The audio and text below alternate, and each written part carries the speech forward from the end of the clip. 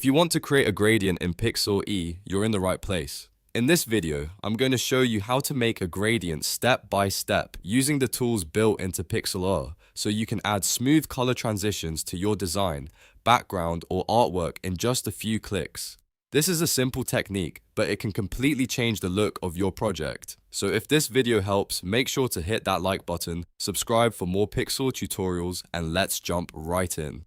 First, open Pixlr E on your PC browser by going to pixlr.com. Once the site loads, open an existing image if you already have one, or create a brand new project if you want to start from scratch. This is important because the gradient will be applied to whatever canvas or image you're working on. Now, before you create the gradient, you'll want to add a new layer. Look over to the Layers panel on the right side of the screen. Here, click the plus icon to create a new layer, then choose Empty. Working on a separate layer is a smart move because it gives you more control and makes it easier to edit, adjust, or remove the gradient later without affecting your original image. Next, activate the Gradient tool. You can do this quickly by pressing the G key on your keyboard. If you prefer using the interface, you can also click the gradient icon from the left toolbar.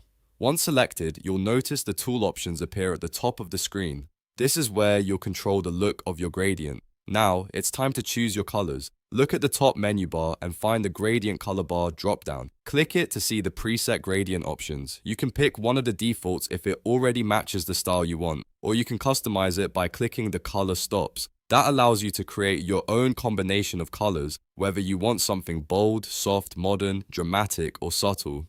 After that, choose the type of gradient you want. In the same top menu, find the type setting. If you want a smooth transition in a straight direction, select Linear. This is the most common option and works great for backgrounds, overlays, and simple shading. If you want a circular or burst style effect, choose Radial instead. Radial gradients are great for spotlight effects, glowing backgrounds, and designs that need a center focus. Once your colors and type are set, you're ready to draw the gradient. Click and hold your mouse on the canvas, then drag in the direction you want the gradient to flow. The direction and length of your drag will affect how the colors blend across the image.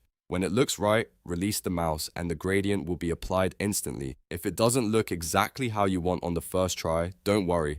Just undo and try again, or change the color stops and drag direction until it fits your design.